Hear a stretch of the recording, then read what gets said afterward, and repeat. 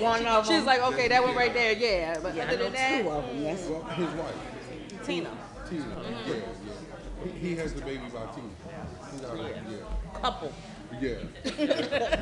More than a couple. But my son called me this morning, and he was talking about you. He said, "Mom, Fred." I said, "Fred, what?" Fred. I said, "Where were you going?" So he said, "Mom, I remember going to school, Fred. He wore a suit and shoes to school." He said he was always thorough, Mom.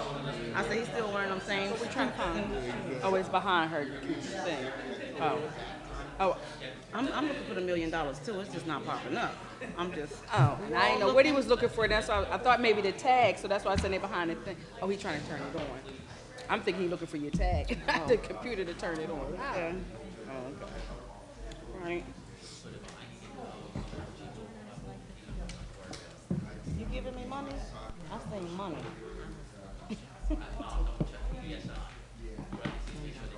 They're gonna have oh, this kind of. And I think it's okay. The church gloomy outside, so the lighting in here is going off the gloominess. Oh Lord, is they gonna be them bright? Let them come. Messes with my vision. Thank you. All downstairs got my. I go to the eye doctor Wednesday. I'm going to tell her how the lighting is really messing with my vision. So you get the glasses that have that. I got contacts in, so I'm just. I gotta let her know it's. Yeah. Oh no. Too dark, but yeah. You go in there and be sad. Yeah. I'm gonna check my vision. in his Lights downstairs overpowering my vision. Yeah. They're good. I love my glasses, so I ain't see nothing. I'm looking forward to it. Last time he was in here, you had I just don't know. They're really not trying to do. They just need to take the eyes out and do them over. Listen. I got $4,000. I ain't had it. Yes. Ready down here? Yes.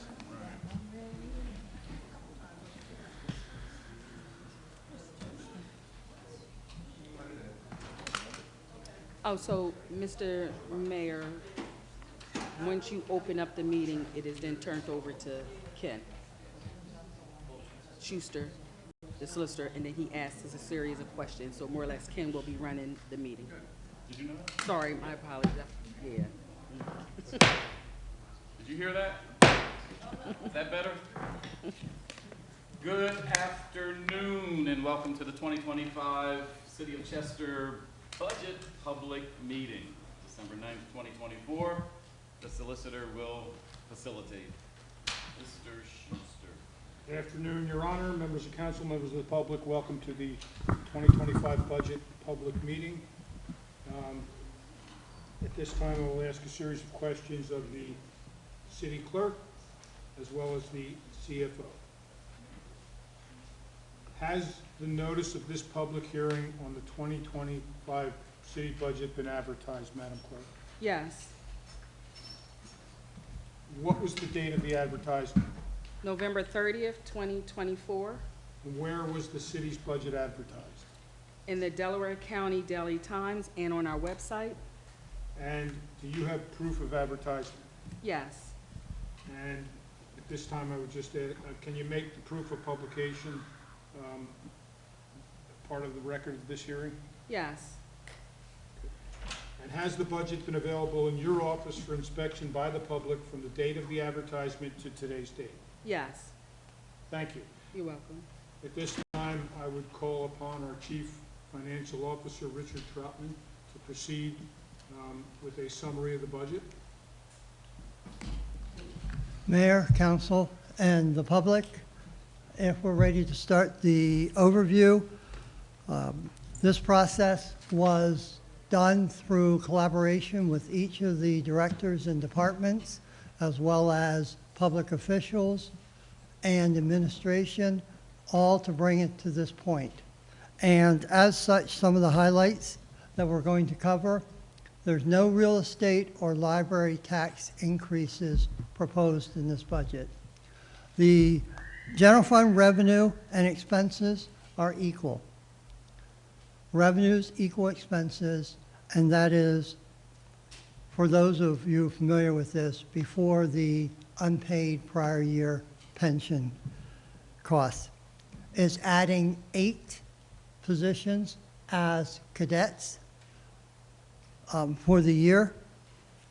And there's going to be an increase in the focus on collecting delinquent taxes.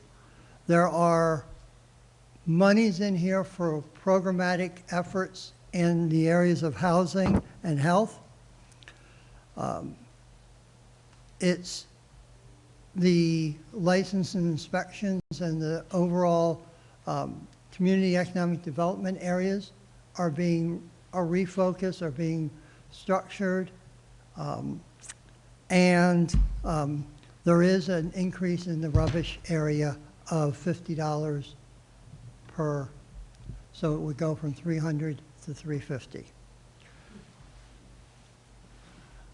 What I also want to focus on are some of the benefits that are embedded in this budget. A lot of details, a lot of numbers, but this is an overview of what the community should expect that's being able to be funded through this budget. So I will start on the right with the grants. The ARPA grant is expected to spend over $9 million next year on the various projects. CETA is expected to have over $2 million of investments. The LSA is almost $1 million. And there are various smaller grants that add up to $2.5 million of grants that are going to be invested into the city. On a more specific note, not counting the ARPA grant, I didn't break that out here, but you'll see that there's $277,000 budgeted for bridges, primarily Lloyd. That is at the point now where the engineers are working very specifically with PennDOT. So that's moving forward. So we allocated the funds that are the share of the city. Demos, over $500,000 is through the CETA grant being attributed to or is available for demolition of housing. Equipment, there's almost $600,000 of money in this budget to address the historically, the most recent year, lack of having monies for the staff to do their jobs in the streets and the parks, et cetera. So that's what that's for. Roads, again through CETA, there's $945,000 that's been designated to do the different aspects of getting roads paved. Trails and parks, almost $400,000. Traffic lights, there's a study was done a couple years ago that determined that there's some deferred maintenance needed on street lights and traffic lights, and that's what this is for. And then vehicles, a number of the grants were allowed to focus on vehicles, and this is addressing again, the lack of the ability in the last couple of years to put money into vehicles that the staff is using. And there's several examples I can use on that. But so there's a lot of money here that's coming into the city, and we're trying to look at it multiple years, but this is what's available for next year. Next. The budget factors. There were several structural pieces that had to be figured out here that made this the proverbial 2 or 3 level chess that we had to work through. It was more complicated than a normal budgeting process, given some of the restrictions, constraints that we had to work through. So with that, we have the $43+ million of unpaid pensions that we had to factor in and work with. We have, and this is the biggest one from an operating standpoint, we had $6.9 million less to work with next year than this year. Almost $7 million less to work with. So that took a lot of working with people to get priorities and being able to designate the priorities for funding. We had a supplemental $2.5 million requirement to put into the pension beyond the MMO. The MMO being the mandated payment that's calculated by the actuaries. The calculation of how the extra earned income tax that comes in through the distress requirement, there's a requirement in there that you have to fund a certain level. So $2.5 million was required to be funded above and beyond what the actuaries calculated. We had the uncertain debt status, the $3+ million paid, not paid, and related to that are the legal bills for the cases that had to be basically coming to, it's believed that will come to fruition in 2025, but we have our responsibility is to pay legal fees for those. So with that, next slide, please. This is really here for a visual effect that on the left was the current year's pie of money, and on the right is what we had to work with next year. It's literally a visual to show that the pie has shrank, that we had to work with. Next. This is a graphical representation of that $7 million less to work with. It's a roughly 10% less money to work with, and it really comes down to a very, very few line items. So the revenue was pretty straightforward. It was the expenses where the complexity was involved. ARPA, there's $4 million less available in the general fund. There's the TRAN is the state, the Commonwealth loans the city an amount of money, and then we repay it later in the year to help us with cash flow. It is a zero rate interest. It was $5 million for the last couple of years. It's been reduced to $2 million. Thankfully, because of where we're situated financially, it's going to be, quote unquote, easier to manage with that lower money. So but nevertheless, it's $3 million less revenue, and it's going to be $3 million less on the expense side. So it's an in and out, but the timing is the impact. Grants, $350,000 less combined, and all other combined are actually anticipated to go up by a little over $500,000. The revenues, again, were fairly straightforward. Next, please. The expenses, this is a summary of the expenses by major grouping.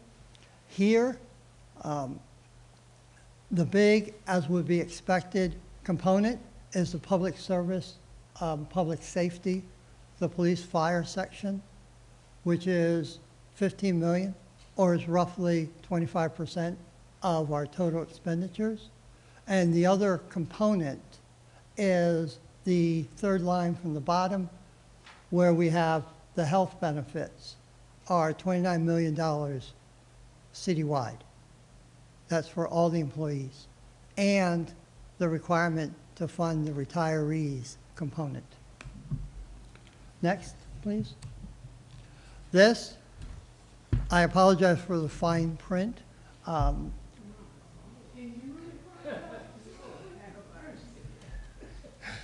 Yeah, I apologize for the small print. So it's testing my eyesight as well. So I'll figure out a better way as we move forward to reflect this. So the top left is talking about the general fund. We've covered that.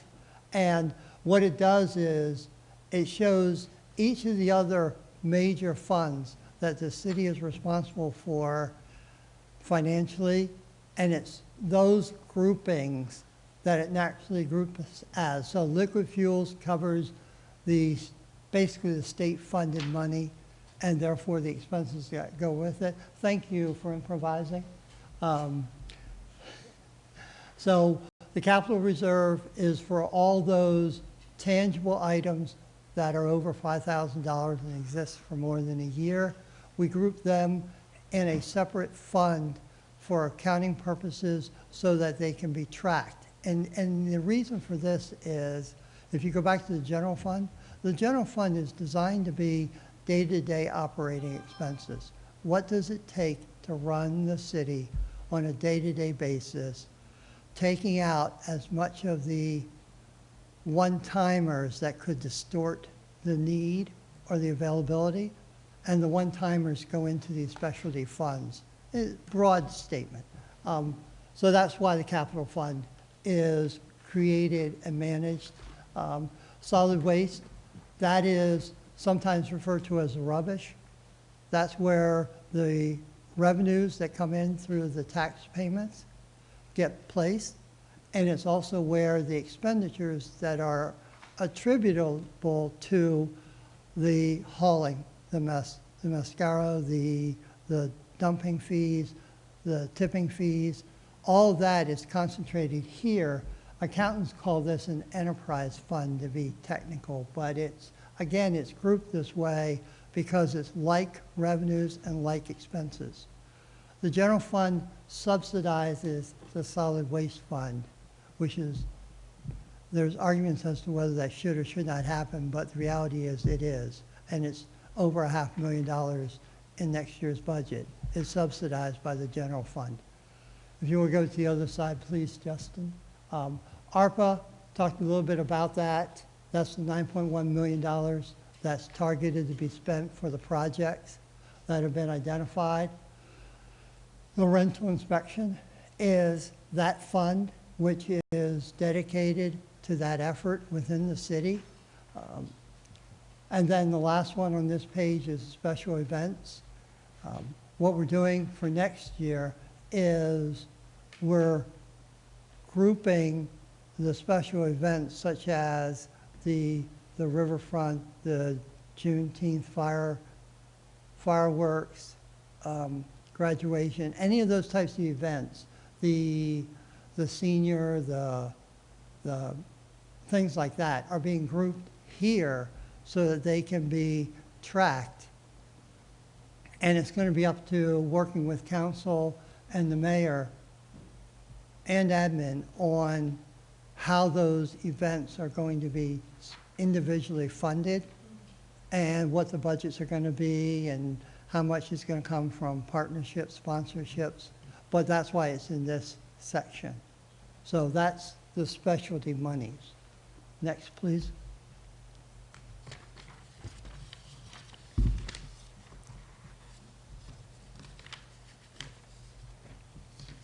So one of the things that we're doing beyond just the numbers piece of this is, I mentioned earlier, a better effort on the collection of delinquent taxes so that we can focus on everybody paying their fair share.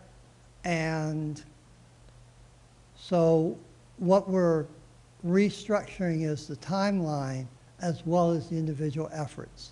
So this lays out the different pieces to the timeline, and without going each line by line, the intent is that for 2024, we will honor the February 15th cutoff to determine delinquency. But as we move through 2025, close out 2025 and early 2026, we're planning that we're really going to end the year at December 31st. That is typically what's done in virtually every municipality that I'm aware of. So we're going to move the city to that timeline so that it helps the enforcement, and we're just trying to make sure we communicate that. And with that, any questions? Go back to that screen. Okay. moving toward third-party collection of delinquent rubbish. Just want people to know that's rubbish fees, delinquent rubbish fees. We're not hiring a Thank you. third party to pick up rubbish that's been sitting on the street too long. Thank you. Yes, yes. The city currently uses eCollect for the real estate tax collections, the library tax collections when they turn delinquent. We have not had a concentrated, intentional effort to collect rubbish, fees, and I won't forget that one. So we are going to do this so that we have a consistent approach. And there are about 11 or 12 identified action items that should be done to get them consistent and to help reinforce that people pay the fair shares consistently. And how much is the delinquent rubbish that is currently owed to the city? Multi-millions of dollars. There's, in any given year, 30% of the rubbish is not paid timely. So with that, that's one of the reasons that it got flagged, that it's disproportionate to the real estate collection delinquency. So we need to get them on the same track. We need to make some efforts to change some of the policies and practices. And it's not intended to be heavy-handed. It's intended to be fair to those that are paying. It's a big deal to me to be fair to residents. There's going to be a hardship plan. There's going to be those types of steps, but it can't be ignored. It's not fiduciarily responsible to keep it on the same path. And to your understanding, there's never been any aggressive action taken to collect these fees up until now? Not to my knowledge. I'm fairly new. To my knowledge, or in the most recent years, institutionally, no. I want to go back to the trends. You said it would be lower, and I wanted to know why and what was taken into account to bring us to that number. So it was a general communication from the Commonwealth that they were cutting back statewide, Commonwealth-wide, across the state. And I didn't feel the need to try to argue vociferously for a higher number when, A, we pay it back in the same year anyway, and our cash flow has been sufficient to manage it anyway. So it's, in my opinion, it's part of the weaning off process. With using eCollect, have we been successful with the collection for the real estate taxes? How successful are we with that? We haven't been as successful as, in my opinion, we could have been or will be. There are changes in place that I'll use a comparative to the county process. County, almost universally, your second year that you're delinquent, you're going into the sheriff's sale process, and then you work through that, whether you negotiate a payment plan or whether you are able to pay it off or it moves forward. That 2-year cycle wasn't, to my knowledge, understanding, implemented within the city. So it's been accumulating multiple years without that hanging over the owners to work with us. And they've been allowed to just kind of let it drag on. But now eCollect is starting the process of notifying especially large dollar. They're starting with large dollar, multi-year delinquent accounts to put them on notice to start the legal process toward a sheriff's sale. And I will tell you from my experience, virtually everybody that gets into the share sale process ends up negotiating the payment, and they figure out a way. Either the mortgage company gets involved and they roll it in, or in the case of landlords, they tend to make an agreement because they obviously don't want to lose their investment at limited cents on the dollar. So they find a way to make a payment plan. So as part of our process, planning on having more collections and more dollars flowing through, albeit it'll be phased in next year. But that's part of the implementing basic or more basic strategies and tactics to hold people accountable to pay their fair share. So the process is that it starts with the city, and then the city turns it over to the county? And well, we no longer turn it over to the county. Not the county, but Ecollect? Yes. I'm sorry. Yes. No, don't apologize, but yes, that is the process. And we're going to more formalize that on the rubbish solid waste side to make it more consistent with the real estate side. And then we're going to do like any management process, monitor how they're doing. So just to go back on the trans, with the $3 million that we received last year but won't be receiving next year, are we able to, if needed, and I know the cash flow's been pretty consistent lately, but if we needed the $3 million, is there a way we can go back to the state and request that or ask that, ask them for that? I'd have to find out what the rules are, Okay, but honestly, we're not going to need it. okay. I have a question, too. It was in relation to the grants. And you mentioned, that there were grants being used for the vehicles. What grants were they? Or are they? Yeah, it's primarily going to be the LSA grant, but it's also going to be the liquid fuels. And what is the LSA? I have that. Local share, somebody can, Local share assessment.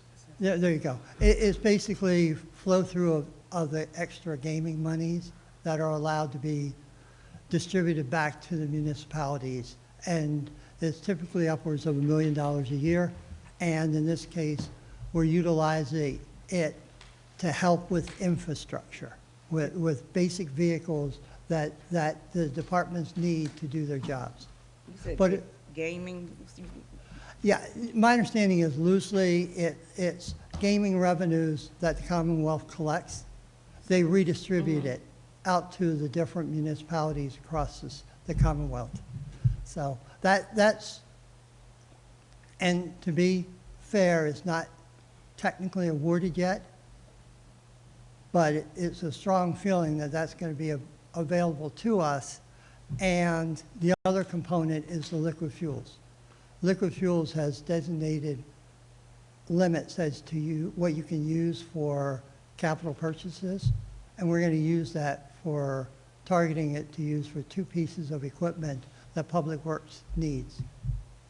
The other question I had was about the legal fees that are being paid. Are there legal fees from this year or previous years, or could you just elaborate on that a little bit? Sure. The legal fees being paid this year are a little bit the tail end of last year into this year. The amount that's been... Instead of saying this year, could you say the year, 2024, 2025? Sure. For 2023, tail end into 2024, they have been accumulating, and then the city in 2024 is paying down those amounts and paying off those amounts. So we're basically current on those legal bills. As we start finishing 2024, we're going to have some more of those types of legal bills, and we're starting to pay lawyers that in the past have been paid by the Commonwealth. So the city now is responsible for paying labor counsel and the specialty counsel for for the bankruptcy cases. So the city now is responsible for paying those effectively very end of November into December. So those bills will be continuing in, and we expect to be paying them current. Then we get into 2025, and we're still going to have those same types of legal expenditures, but we'll also have to layer on top of that the debt bankruptcy-related case. So we're going to have those legal bills that are going to get argued in March or April is, I believe, when they get argued. So those legal bills will also be the responsibility, which is why you've seen bigger numbers in the legal group because of more types of legal bills being incurred.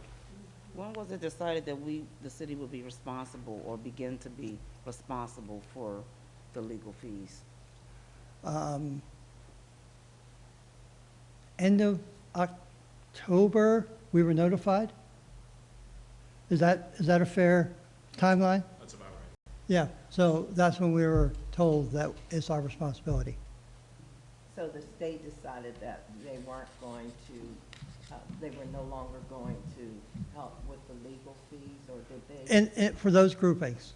And some of them were related to bankruptcy issues, and they were paying for some legal bills that any municipality should have been paying for. For That some, any municipality should? yeah, they were paying for our labor bills, for our labor council. And I'm not sure how that started, but at the end of the day, we're paying for, one of the two bills that we're now paying for is something that we're directly impacting, we're directly causing by asking for our legal counsel to get involved whenever needed. $4 million is a lot in legal fees. It's sure enough cost to be broke. Yeah, yeah. Obviously, we're all hoping that there's a sunset in the imminent future for that. That's the expectation. I want to tie a bow on that trash fee, rubbish fee. Yes. It's the only increase that our residents will see this year, $50. I just want people to understand that that $50 increase is not at all related to the delinquencies. It's not to make up for the millions that we haven't received in the past. The fee is to get closer to the true cost of what it costs the city to pick up rubbish around town. And I need you to help us understand what the gap is between what it costs us to pick up rubbish and what the residents are paying per household. How far off are we at breaking even? The subsidy is $525,000 projected for next year. So what that means is the cost to pick up the totes, trash, on the daily basis, the recycling, that cost that we pay to the contractor, Mascaro, plus what it costs to tip. Basically, those costs, there's a few incidental types of costs, but those are the two critical costs. Those two add up to a little bit more than $500,000, more than what we project to receive through the tax fee of $350 for next year. What you're really saying is, I mean, you said it, but I'm going to Yeah. reinterpret it. Sure. The city is subsidizing our residents to the tune of over $500,000 to cover the cost of trash. Yes. If we were to, instead of a $50 increase, if we wanted to break even, if we didn't want the city to be subsidizing all the household what would the increase be? $427. So it would be a $127 increase, which is part of the reason why we need to be holding people accountable for their fair share of the delinquents. So it will be $350 a year. Yes, It would, in order for us to break even, in order for the city not to be paying into this, residents would be paying $27. $427 a year. Yes. Not that I worried about trying to figure out what the math was. Yes. And will that increase of $50, will that go up with the years to come? Would it be an additional fee each year? The reality is it would, because the costs of the contractor or in-house or whatever the costs are, drive whatever the fee needs to be. So is it safe to say that 2025 is gonna be $50, but then the upcoming years, it will increase? Unless we find a way to cut costs substantially, or we get tremendous results in the collection of delinquents, one of those two are the big factors. We either have to increase the revenues, and that's the most likely place to increase the revenues, is through enforcement, collections, or find a way to do it cheaper, better, differently. Those are the two basic options. So Rich, let me just ask you, and because I'm sure this may be a question we may get from the public or not. For the year 2024, we had a almost $70 million budget. Next year, we're going down to a $62.7 million budget. So roughly $7-8 million Yeah. difference. And so the average person is going to say, okay, well, you got a $7 million difference in the budget, but you're not raising taxes, you're not doing major layoffs, and you're not cutting major services. Right. And so how are we surviving with a $7 million different or $6 million different in the budget from this year compared to next year without having to do any major layoffs or cutting services? You know, the average person would think that, like. Sure. And that's a fair question. And that was, frankly, one of the things that we kept testing internally is, are we missing something? But what we did was, it basically comes down to, I'll play back the TRAN, that $3 million less. So we have $3 million less in revenue, but we also have $3 million less in expense. So therefore, that $7 million, one can argue that the accountants are being dramatic. It's really more like $4 million spread that we had to make sure. Then we can look at things such as the pensions. We're putting, gee, I just looked at it, $16.8 million into the current year 2024. We're putting $16.8 million into the pensions. Next year is going to be $13.3 million, which is $1 million. I know the math is bigger, but it's basically $1 million less than what we had to put in. So that was $1 million of the delta. Then the other part of that is there were a few retirements that aren't being replaced that we were able to add. You notice the additions were basically 8 additions, which are cadets, which we really won't be funding until 2026 for significant costs and benefits. So there's basically, we had to keep the staff the same, but reduce it in a few places for retirements. Then the other place we looked at were a tremendous amount of contracts. were projected and expected for the current year of 2024 that we just went through and basically whacked and said, we don't need to put 100,000 into this type of contract and 100,000 into that contract. So there's, I'm going to say easily $1 million plus of savings from 2024 to 2025 because we just did a good hard look at what types of contracts we needed that leveraged our staff and our needs, and what were another extra project that we might not have really needed. And with that, I'm going to, Tom, is there anything else that you think that would jumps out at you?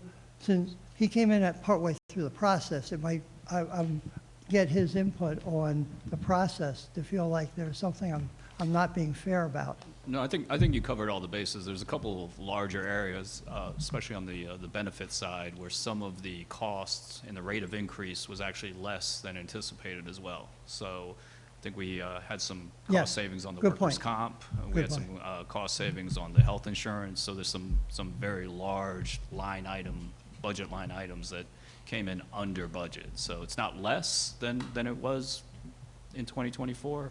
But we don't have the rate of increase that we kind of anticipated we might have. So. That's fair. Thank you for highlighting that. So, That was a really good question. I think that really your answer speaks to just how well the finance team and department heads have done to make things work. yes. When you look at the county with the 23%, proposed 23% tax increase to cover some of the decisions that they made over the last few years, the decisions that are being made now, when you really get into the weeds, which is something, I'm not trying to disparage anyone, but we're not MBAs, we're not finance heads. In the past, we had guys like Councilman Morgan, who was familiar with finance, who would sit, through the whole process. It's just great to see you guys come out of it cleanly, with no tax increases. I always get a little nervous for that because I know the price of bread, the price of eggs, the price of milk has all gone up. I always think there should be a little something every year, but we also know that it's also great to be able to do no tax increase and not have to do any firings and still buy equipment and still pay the bills and pay more into the pension. That's some significant work you guys done, so I just give you all the credit in the world. For next year, if there's any council people who want to get in on that process early, I'm sure the team isn't going to throw you out the room. Yeah. But it's a lot that goes into this. I think to the chief's point, some of the decisions that were made on the insurance side of the house are things that most people will never see, but the decision to go from a former carrier to a new carrier in anticipation of them fighting for better rates and better coverage that doesn't cost the city so much, or some of the underlining things that make all this work. So great question, great answer, great job. Thank you. I would just say that publicly, one, it was a collective and collaborative effort. It is easy to put numbers that make it work. It's harder to make sure that people have buy-in and make sure that they feel like they have a fighting chance. And the other thing is, it's just not fair to come to the community or board asking for more funds if we haven't done our due diligence to squeeze everything out of what we have. So that's always the first line, that I can't stand in front of you without feeling comfortable that people have squeezed everything out. And to that, I have to give credit to some of the directors who came to us and said, I don't need this. Use it somewhere else. That's the type of teamwork we have here. So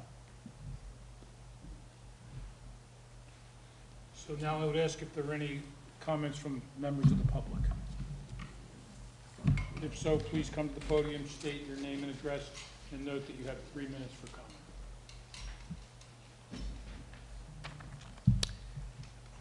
Livia Smith, 930 East 18th Street. Just some clarification on what you had said, and based on what Councilman Green had asked, the $7 million in reduction, what areas does that affect? Which departments who made their give back contribution to make sure that you didn't need that much in the current year? I'm not clear on that. And then also on that part, are all your positions filled that you need for as employees, excuse me, for this current 2025? It was also mentioned about legal expenses of $4 million. Is that an increase? What was it in 2024? I came a little late, you might have had it earlier. But what was it in 2024 that was going to make it be $4 million in 2025? So I just want to know what 2024 was.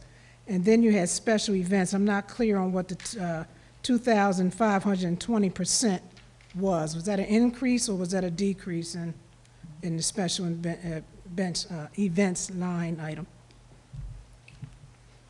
Will I have an answer today, or that's going to be forthcoming? Yes, come forward. I'm just making notes to make sure I have the questions. Got it. No, I got it. You did write it down? Yes, thank you, Mr. All right, I'll start at the bottom. Special events. Can you pull up that slide? And you're going to go to the one that's too small to print and go to the bottom right corner, please. So the answer on the special events is it really wasn't utilized or tracked in 2024, sorry. So in 2024, it really wasn't utilized, tracked. So in 2025, it's going to 65,500, which means it's a $63,000 increase, which gives you the huge percentage. Okay, because I don't know what your titles are. Oh, yeah, the left column is, yeah, left column is budget. Budget, projected, change, So the math is accounted for because it really wasn't utilized in 2024. But we feel like it's important to pull that out and not have it lost as part of the 70 million, that it is there and trackable. Does that help with that one? Okay, so you're saying you have for the budget for 2025, $65,500 to be used for special events. Yes. Next, question When 3. this year was only 2,500. Right, but it was scattered. There are also some other funds. It was Right. scattered in the general fund, and we felt it was more appropriate to use this mechanism so it's available and trackable.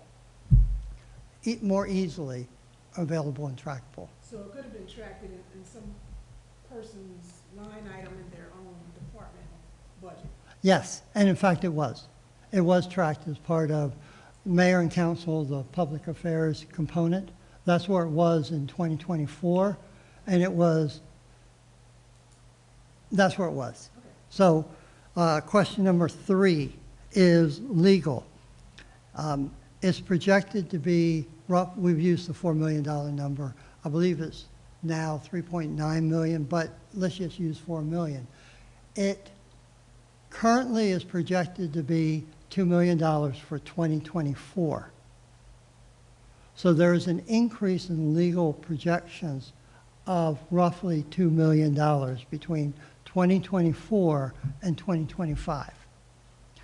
And that is ostensibly because we expect the base core amount that we're responsible to pay for the retirement committee pensions to be roughly the same, could go up.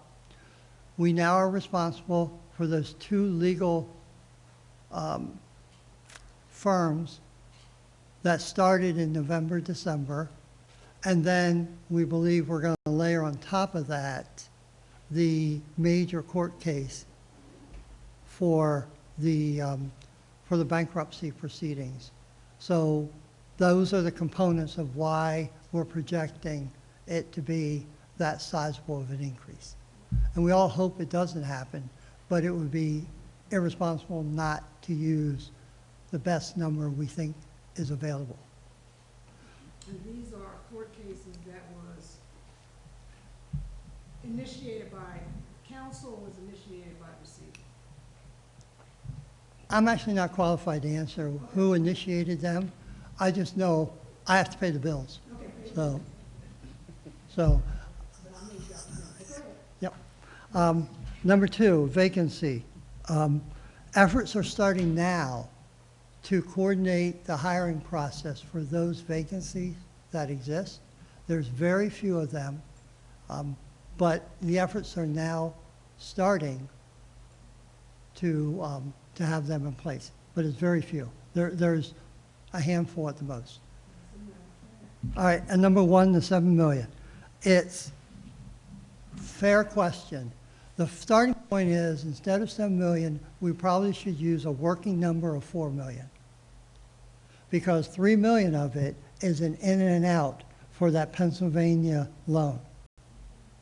So we're talking about $4 million. We're talking about things such as the pension is roughly $1 million reduction between 2024 and 2023. So we have some room to work with there. Then we're talking about not backfilling a couple of retirements. I want to say that there's 2 full retirements and then there's 2 partial year retirements that are projected, that those positions are not being filled. So that's upwards of 4 positions that's part of it. Then there's another component that Mr. Moore referenced, and the medical bills. Because of the utilization of medical care, the core bills have gone down upwards of $1 million. So that is the combination of less retiree and less retiree usage, as well as more favorable usage by employees. So that comes into play. Mr. Moore and the mayor referenced the insurance. I had forgotten about that, and shame on me, but in the property and casualty, the city has been paying roughly $5 million in 2024 for the different workers' comp, for automotive, for property and casualty, for the legal liability, all those business type of expenses.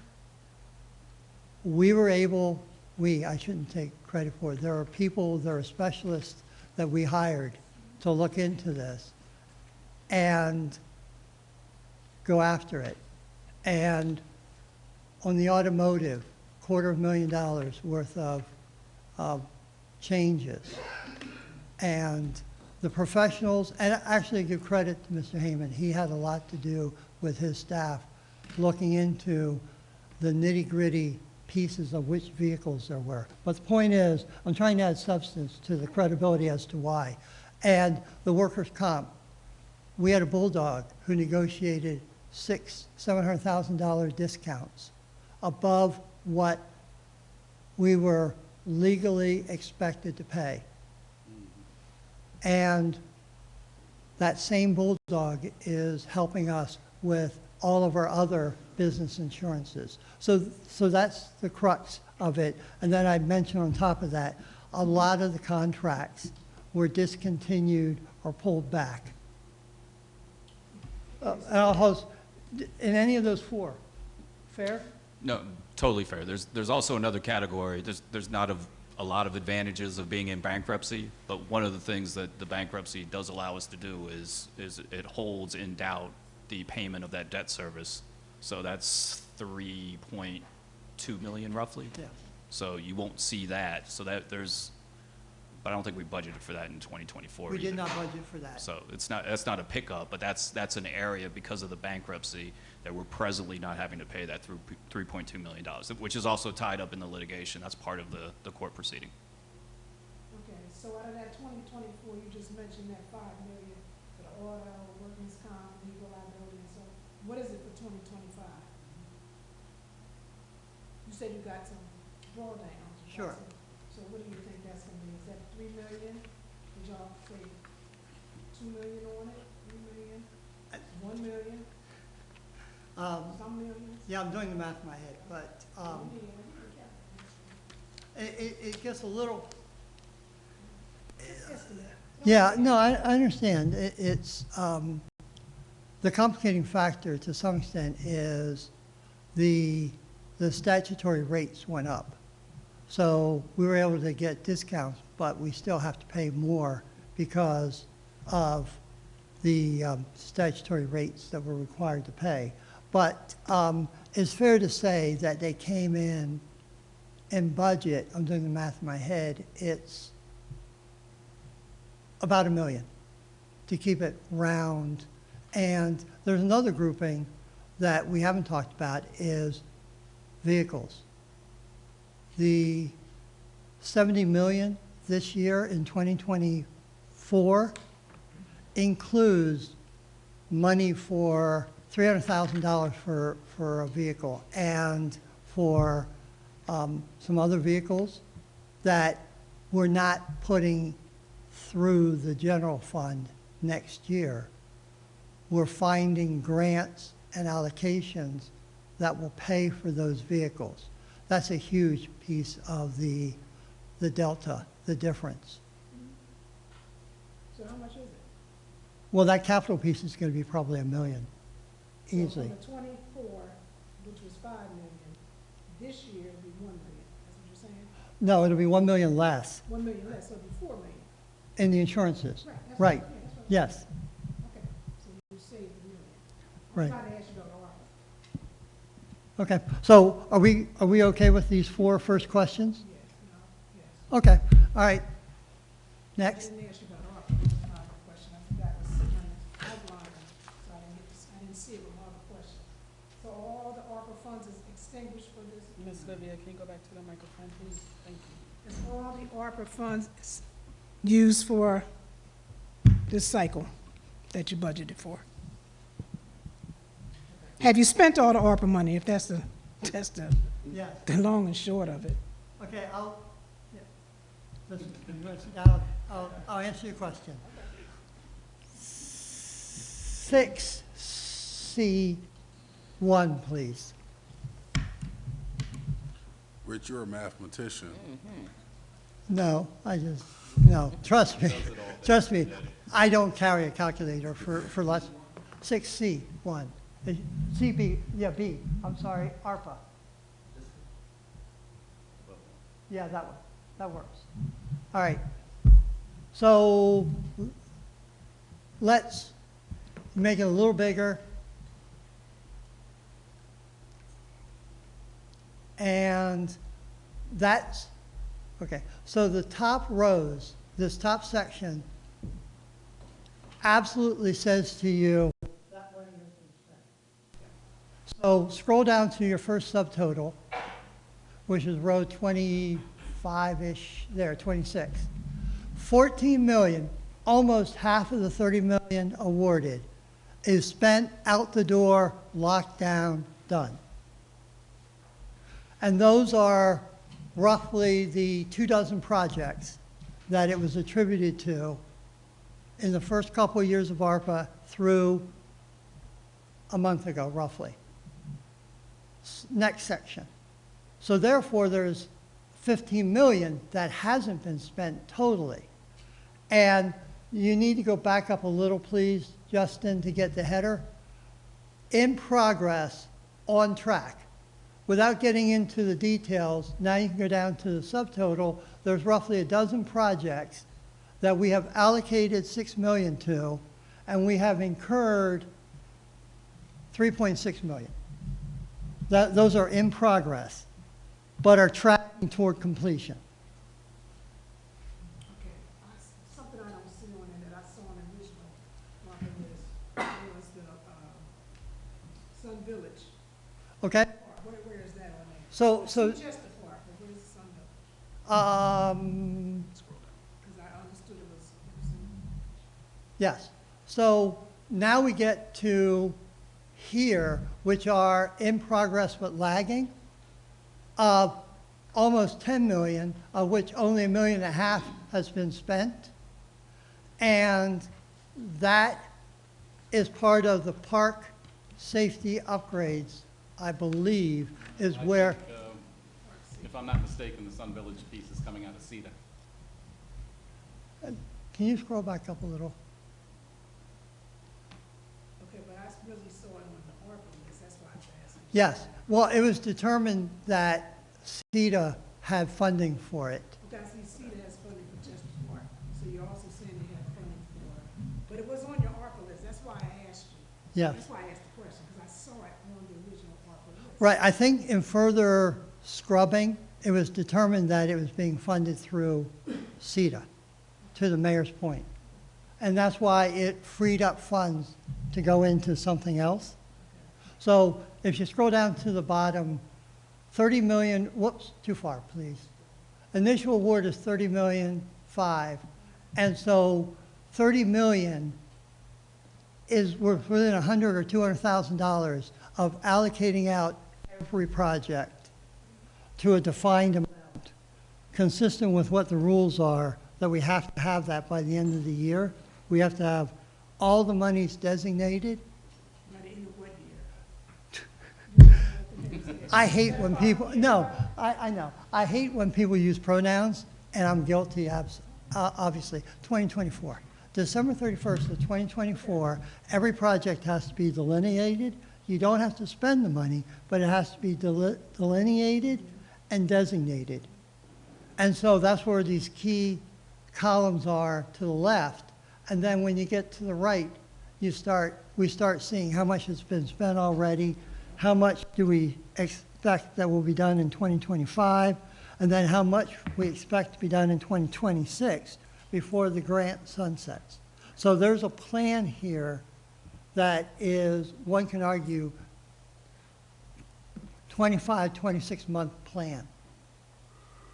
And there are people who are designated for these projects, less so at the bottom, but more so absolutely at the top.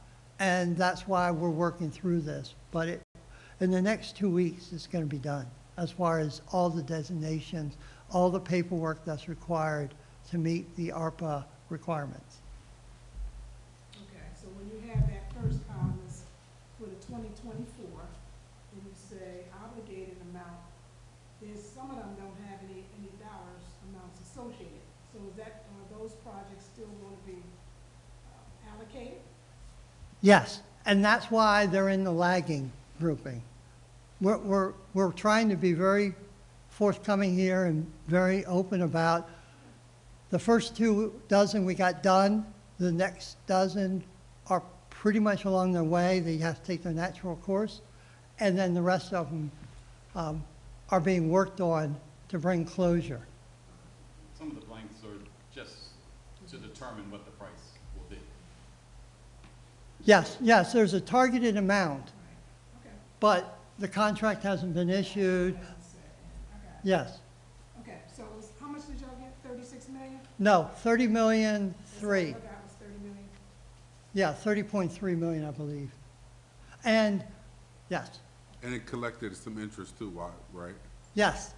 There's roughly $1.4 million in interest that's been earned along the way that we're targeting to roll that in to the Public Works Garage, which frees up other money for other projects.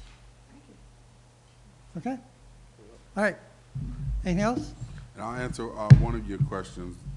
You asked if council, the receiver, initiated any of the court cases.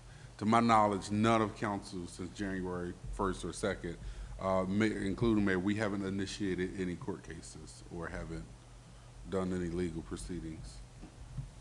That's correct. But you're gonna have to pay for it. Yes. Yeah. Or I should say, we, the community, will have to pay for it. Yes.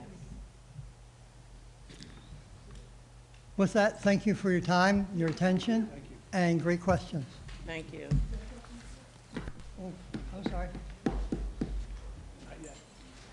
That's okay. Good morning, noon, Mayor and Council. Good morning. Good afternoon. Good afternoon. Good afternoon. I have a lot of questions. Some have been answered, some haven't. My main question is that how are we going to reach the few that are paying the taxes, carrying the bills, carrying the weight? If these monies have to come from us, because I'm one of them, and our taxes keep rising, and I thank you for not rising those taxes possibly where you could have gone, but even now, they're going to be tremendously on the few that are carrying it, and I'm one of them, and keep the city where we trying to carry it, and to raise it. There were a long time before we even knew, until now, where the monies were, where they were coming from, who was doing it, and the whys and buts. This appears to say that you're working, we're working on it. I appreciate it, but there are a lot of us in the city, and I know most of them that's been here like I have, not going to understand it. It took me to be here, and to be here to ask questions. Some of them can't come.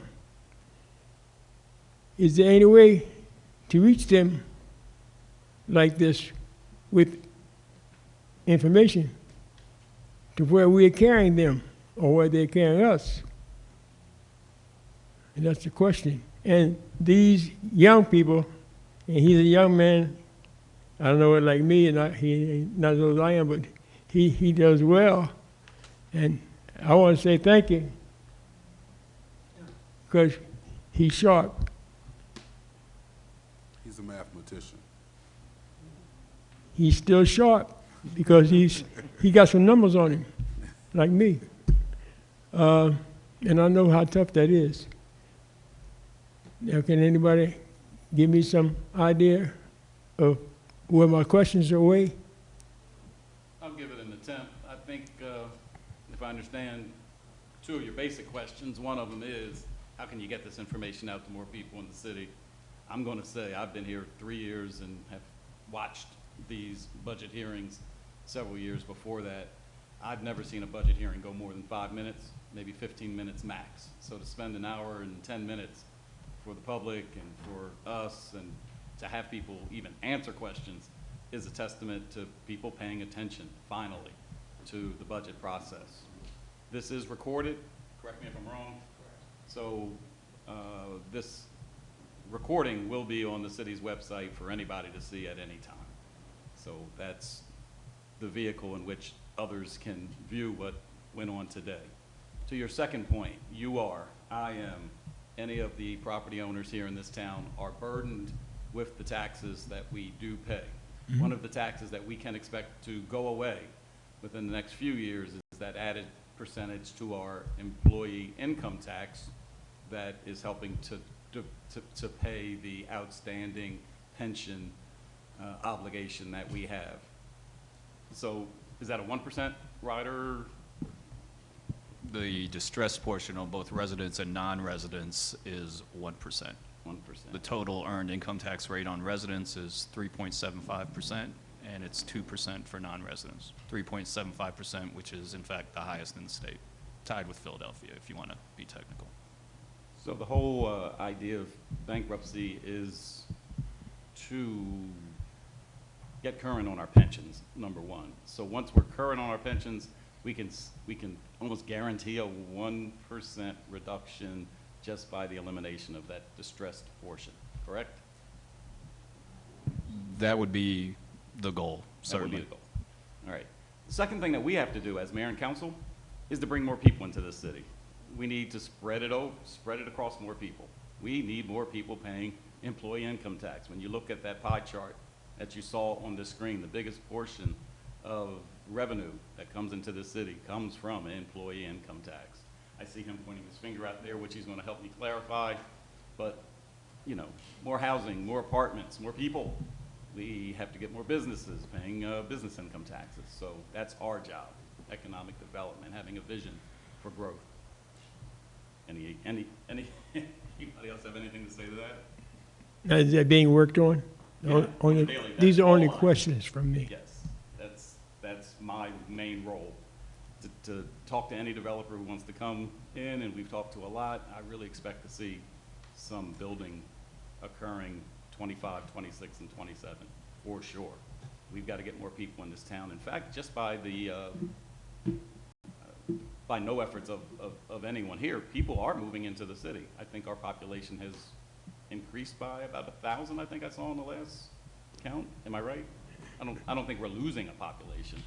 People are actually moving into Chester, but we have to. In my living here and being every day, every night, 24/7, I I'm see. not tracking everybody, but I see more than that. We need to bring more people Yeah, into the city that are. But a whole lot of them are here that we're we're not tracking. I think, Mayor. A whole lot of them are here that we don't even track them. We don't know who they are, where they are. They just piling up in here, and then they're driving a thing, trying to take seniors' properties and scamming. A lot of that's going on, and some of that has happened to me. So it's crazy. Yeah, we have to be diligent. We're all going to heaven. Hope not soon. I know that's right. You know, the little boy said, told his father, and he said, "We all going to heaven." He said, "I hope not today, Dad." Thank you. Thank you.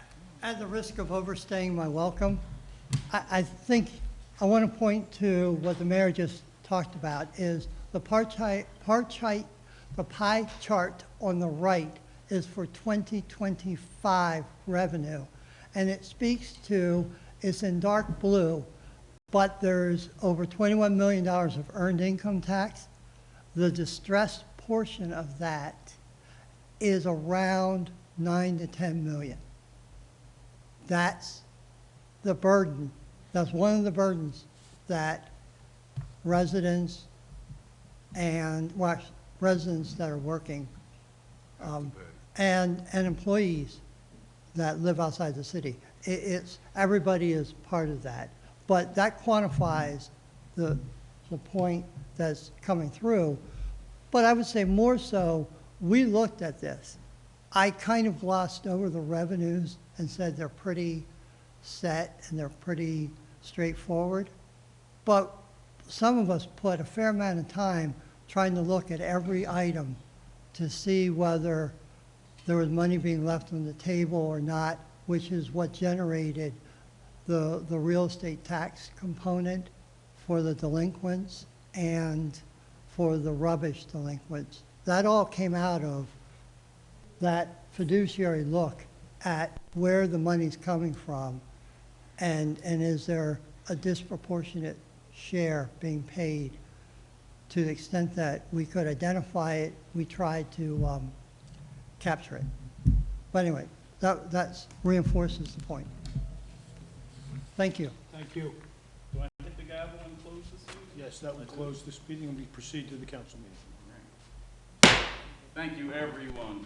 This meeting is adjourned, budget hearing. And then I hit it again, unless you want to take a nature break. Right.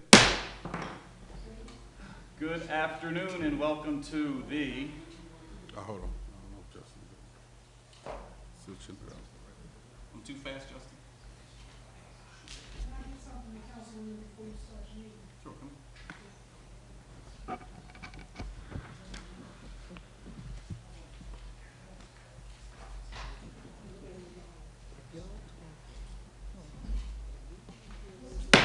Good afternoon and welcome to the City of Chester Deliberative meeting for Monday, December 9th, 2024. Looking to my left and right, we have all of council and mayor present. Mr. Solicitor, the floor is yours. Thank you, Your Honor, members of council, member of the public. Welcome to the City of Chester deliberative meeting for Monday, December 9th, 2024. There are no ordinances for Wednesday's meeting. The following resolutions will be presented for final passage.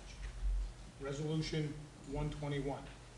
Authorize the proper city officials to install a handicap parking zone in the 1000 block of Concord Avenue and in the 2500 block of West 7th Street in the city of Chester.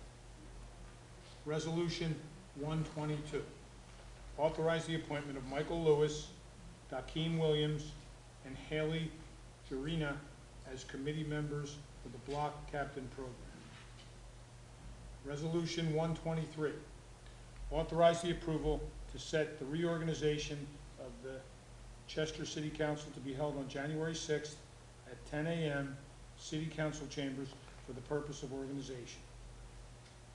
Resolution 124, authorize the approval to set the legal holidays for the City of Chester for the year 2025. Resolution 125, authorize the approval to set the deliberative-only meetings for the Chester City Council to be held in City Council chambers at 2 p.m. for the year 2025. Resolution 126, authorize the approval to set the regular council meetings of the Chester City Council to be held in City Council chambers at 10 a.m. for the year 2025, except for the first meetings in March, June, September, and December. Those meetings shall be held at 7 p.m. Resolution 127,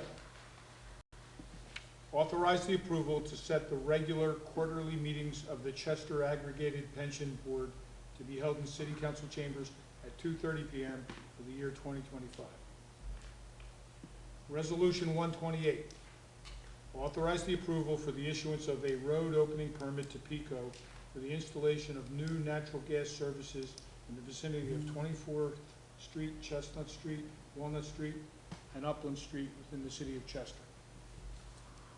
Resolution 129, authorize the proper city official to execute the letter of amendment to the PennDOT agreement 066396C for and on behalf of the city of Chester for the Lloyd Street Bridge over Amtrak, MPMS 57773 project, amending the city's local required match to $279,838 to reflect the design changes, increasing the total project cost from $5,459,000 to $5,596,750.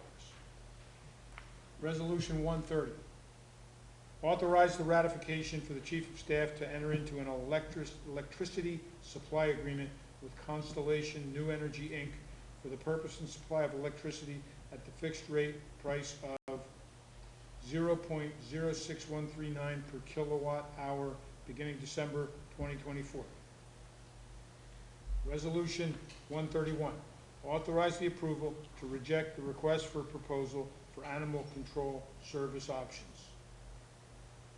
Resolution 132, authorize the approval for the release of escrow funds for the project at 816 West 2nd Street and the project at 3000 West 4th Street.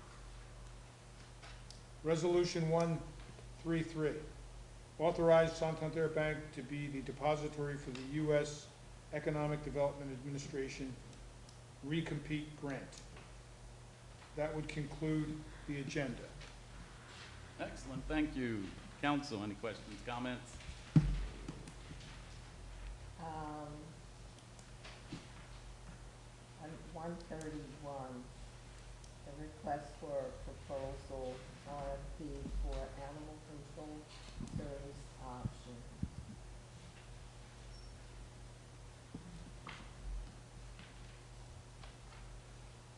I guess I'm wondering why do the county has an animal control service, right?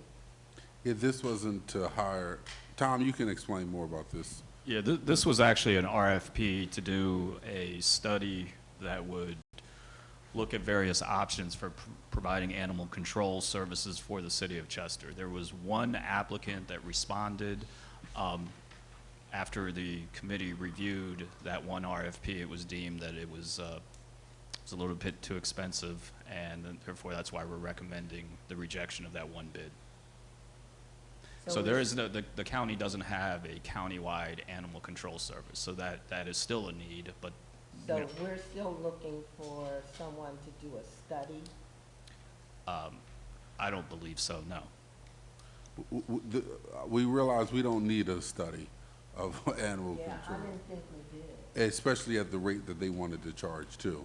Right. And so that's why we just feel it's best to reject the bid. Okay, But animal control issues are still here, you know, but this here was specifically for a study that we don't need.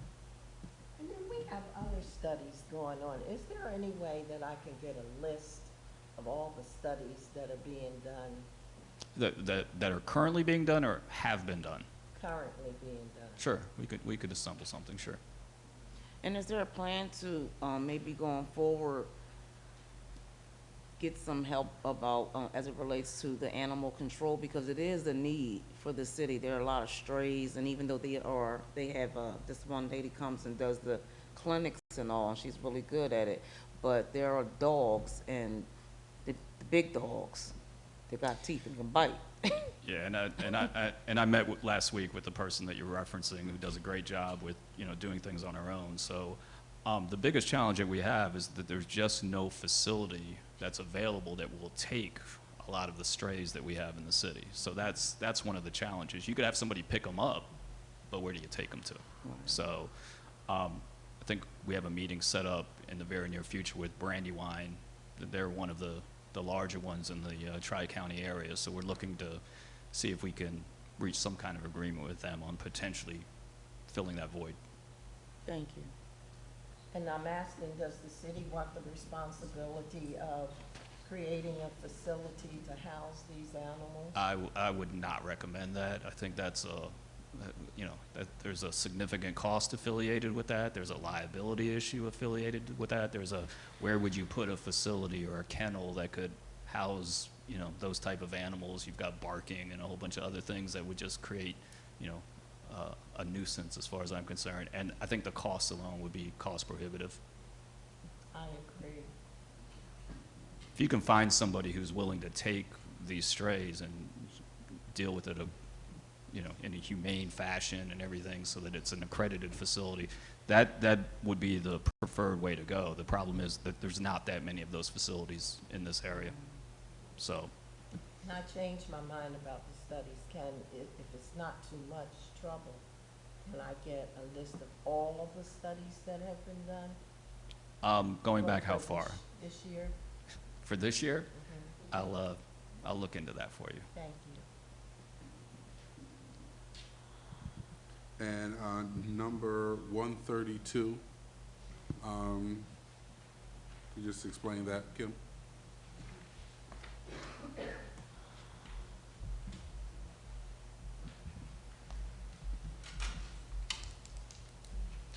Good afternoon. Good afternoon. When there is a land development project that is going on, escrow is required to be held so that we can pay for reviews, for inspections. It doesn't come out of our budget, it comes out of their escrow. Once they've completed all of the comments from engineering and from planning and zoning, whatever is left, we have to release back to them minus 10%. We keep that in the event of any improvements that we require that we won't be paying, say the sidewalk messes up or landscaping is required or something. We still keep 10% for, I think, 15 years. 15 years we keep it. But either way, we release all but whatever is left minus 10% of what the initial escrow was. So they had, one of these addresses have been trying to be released since February, the one on West 2nd Street, with the change of engineers from Mike Galante leaving and then the company coming in. There were some findings that the new engineering firm had found. So as a result, they have been a little frustrated, thinking they were getting their money back in February, and every month they're like, what's going on? So they've satisfied both places. One is the warehouse on 3000 West 4th Street, just the warehouse. That's phase one. Their phase one, they get the release of their escrow minus 10%. And the new Auto at sales on 816 West 2nd Street is the other that had been satisfied per Mike Galante in February, but Collier's, Is that next to the A-plus or this? no, it's on 2nd Street, a little closer to where Gins is, and it's a new, it's called Berbere, Berbere. They had issues with their parking lot. Collier's wasn't satisfied and needed some changes. And as a result, new bills incurred, so we subtracted the new bills that we had to pay Collier's for that. And now they get back all but 10%. And we just need it released per resolution before we can give them back any of their money, so it's on the record. Okay. Yep. And we're releasing 24,000 and 64,000? For the one, and then the other. Thank you. Yeah, we have two separate. It is the remaining. So one is 24,638 that's left, and 3,000 West 4th Street had 71,000 left, but we're giving them back 64, 288.10 from that. And again, we're still holding 10% in the event that there's needs improvement between now and 15 years. We hold on to it. Thank you. Yep, you're very welcome. I got a question on 130.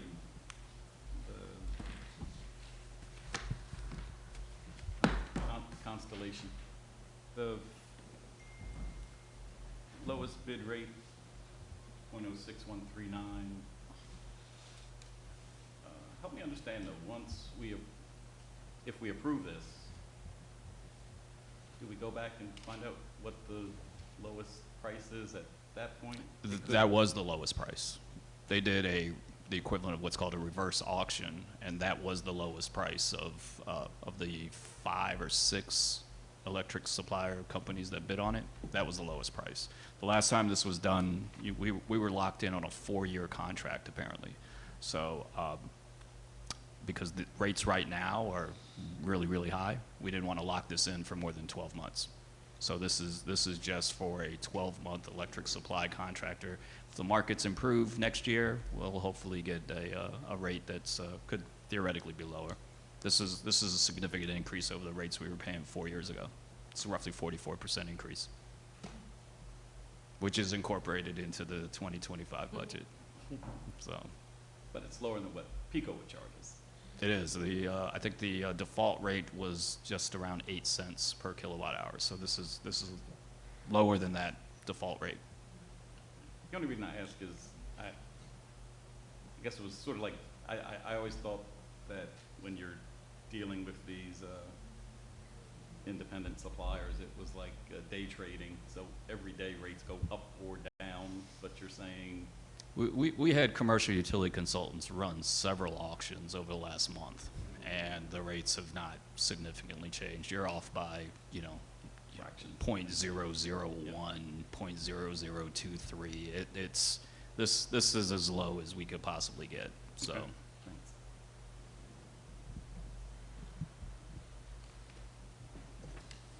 Any other questions, comments from council? If not, any directors? And those of you sitting on the sidelines, commissioners, public, that's a hand. You do have to go there.